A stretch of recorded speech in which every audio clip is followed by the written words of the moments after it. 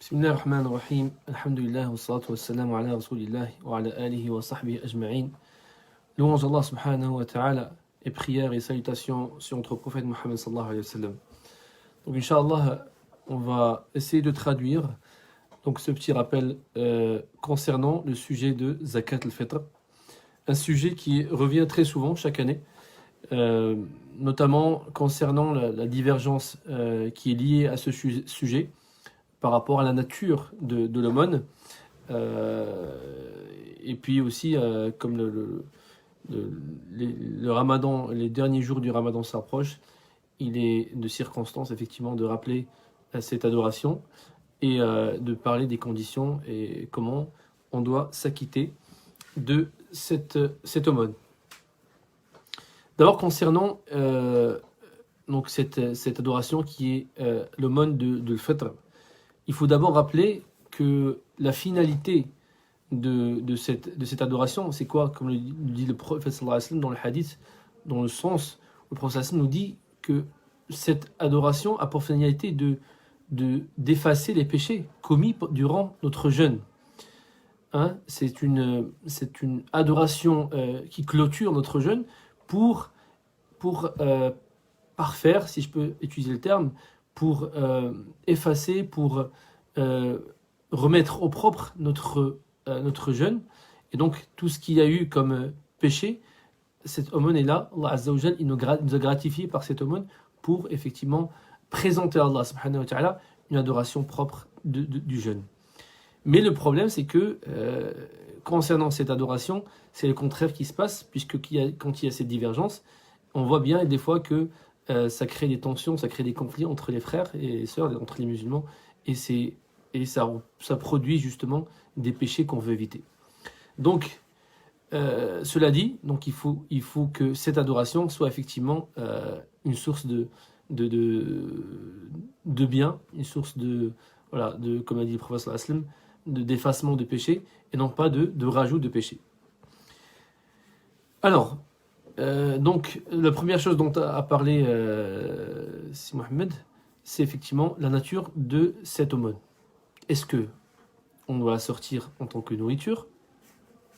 Est-ce qu'on doit la sortir en tant que valeur de nourriture, en argent?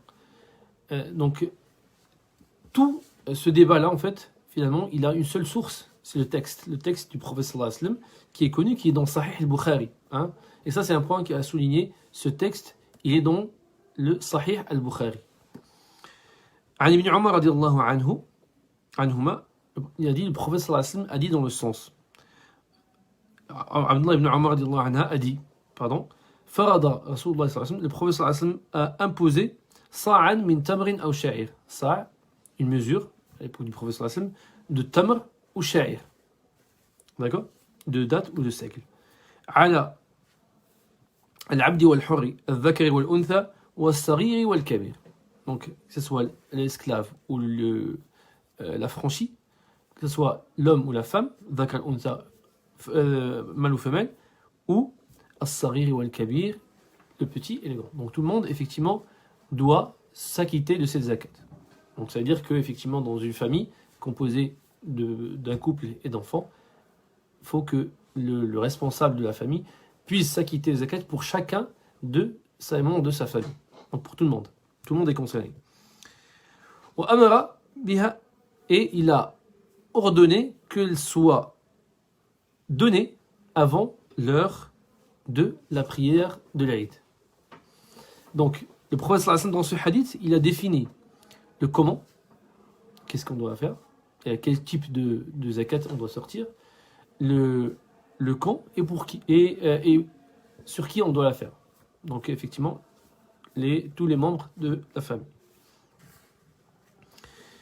Donc, concernant le sujet, l'essentiel de ce rappel, effectivement, c'est quelle est la nature de ces zakats.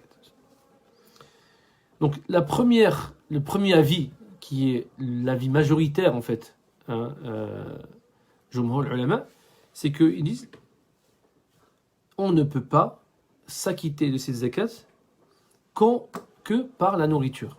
Il faut respecter le texte du prophète sallallahu alayhi wa sallam tamr ou sha'ir. Ou bien, effectivement, il y en a des savants qui ils ont pris effectivement comme exemple, le prophète sallallahu alayhi wa sallam a donné tamr ou sha'ir comme un symbole, un exemple de nourriture, donc, ou avec la nourriture du pays. Donc, ce qui se fait en termes de nourriture habituellement, dans là où on vit. Donc, une majorité de savants, effectivement, quand on dit une majorité de savants, c'est les fuqaha dans les madhahib. Hein. Donc là, quand on dit le jumhur, c'est qu'il y a le malikiya, il y a le hanabila et il y a le shafi'iyya. Donc, une majorité de savants sont pour cet avis-là. Donc ça, c'est le premier avis. Respecter le texte et aucune autre nature que celle qui est dans le texte ne doit sortir par rapport à cette zakat. Donc ça, c'est le premier avis. Il y a le deuxième avis, effectivement, qui parle de sortir cette zakat avec la valeur, en valeur monétaire. Et ça, il y a, si Mohamed nous dit, attention, il y a une fausse idée qui dit que les seuls qui sont dans cet avis, c'est Ahnaf. Hein? Ceux qui suivent le madhab de Abu Hanifa. Rahimahullah. Et si Mohamed nous rappelle que, pas que, hein, des savants comme Sheikh Tahir, il nous rappelle qu'il y a même des compagnons qui étaient de cet avis-là. Omar ibn Khattab, Abdullah ibn Omar, hein, c'est ses grands compagnons, Abdullah ibn Abbas, parmi les grands compagnons, il y en avait effectivement qui étaient de cet avis-là. Abu Ishaq Sabi'i, ça c'est parmi les tabi'in, il dit Adraktuhum, j'ai assisté, je les ai vus, j'ai assisté au temps où ils donnaient l'aumône de fêtre avec une valeur monétaire. Hein, et ça, se trouve dans le Musannaf ibn Abi Shayba. Aussi, parmi la justification, comment justifient en fait les savants du fait qu'on peut sortir cette zakat en termes de valeur monétaire, c'est quand ils prennent l'exemple de Mu'ad ibn Jabal, radiyallahu anhu, quand le professeur il l'a envoyé pour prendre la zakat d'une tribu, et il lui a spécifié, le professeur il a spécifié des types de zakat. Mu'ad ibn Jabal, radiyallahu anhu, qui était connu pour être un spécialiste, un savant de halal ou le haram, il connaît bien l'illicite, il a pris d'autres natures de zakat en dehors, effectivement, de ceux qui étaient spécifiés par le prophète sallallahu alayhi wa sallam. Et aussi, il a pris de la monnaie, enfin de l'argent, de la valeur monétaire. Parmi aussi les tabi'in, et ceux qui ont succédé aux sahaba, on a Omar ibn Abdul Aziz, Al-Hassan al-Basri, Tawus, Sufyan Thawri, qui en rappelle est un grand savant qui aurait pu avoir un madhab aussi important que madhab al-Ukhra, mais il n'a pas été très célèbre. Il était connu par l'ijtihad. Et effectivement, Abu Hanifa, Abu Umar al-Awza'i. Et dans une autre version de Ahmad ibn Hanbal, rahimahullah, on trouve effectivement la possibilité de donner zakat al-fitr en valeur monétaire. Donc ça c'est un avis, deuxième avis, qui effectivement nous dit qu'on a la possibilité de donner zakat al-fitr en argent. Et puis il y a un troisième avis qui est un petit peu entre les deux, comme celui de Ibn Taymiyyah, rahimahullah, qui dit que on a la possibilité de s'acquitter de zakat al-fitr en valeur quand la nécessité nous l'oblige, nous oblige de le faire. Donc quand on le fait, on est obligé de le faire quand il y a une nécessité, quand il y a des circonstances, et bien à ce moment-là, on peut sortir. Et il s'est basé sur la deuxième version de Imam Ahmad ibn Hanbal, parce que Ibn Taymiyyah était connu pour être un Hanbalite. Donc, un troisième avis qui rejoint un petit peu le deuxième avis. Donc, cela étant dit, la question qui peut se poser, est-ce que les savants, de manière générale, ont une divergence concernant la source ou la nature originelle de Zakat al-Fitr? La réponse est non, puisque tout le monde est d'accord que Zakat al-Fitr, al-aslu fiha, hein, l'origine de Zakat al-Fitr, comment elle doit être, normalement, c'est la nourriture. Qu'est-ce qui va changer? C'est effectivement le fait qu'on ait des circonstances, qu'on ait des situations, hein, des darura, des nécessités, etc., qui font que on sort du cadre, mais toujours en gardant l'esprit du texte qui dit que quand il y a la possibilité de le faire, ben, on fait avec la nourriture. Et ça, c'est très important. Et ça, les savants, ils sont tous d'accord là-dessus. Alors, aussi très important, c'est que parmi ceux qui sont de cet avis, de pouvoir donner zakat al-fitr avec de l'argent, c'est l'imam al-Bukhari. Et ça, c'est un argument très très important. Parce que l'imam al-Bukhari, c'est celui qui nous a sahih al-hadith, c'est celui qui a authentifié le hadith, celui qui a ramené le hadith du prophète sallallahu alayhi wa sallam. Donc, si lui-même, qui est la source de la transmission du hadith qui nous est arrivé, à cet avis, hein, de pouvoir, donc il cite le hadith comme il est, mais il dit qu'on a la possibilité de s'acquitter zakat al-fitr en valeur monétaire, c'est qu'il doit avoir dalil, une preuve. Forcément, il doit avoir un dalil. En tout cas, c'est l'argument des savants qui sont de cet avis-là. Et sachant que Al-Bukhari, très souvent, il est pas de l'avis de Abu Hanifa. Très souvent. Mais dans ce cas-là, il a été pour cet avis. Donc, dire que en fait, il y a effectivement, il doit avoir un délil, une preuve forte qui le fait pencher de cet avis. Et donc, d'une manière générale, on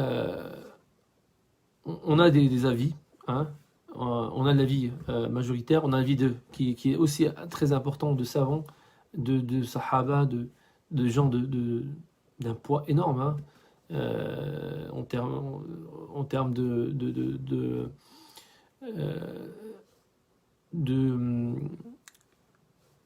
c'est-à-dire c'est des savants qui sont très connus, qui sont connus par leur savoir, hein, qui ne balancent pas les choses comme ça.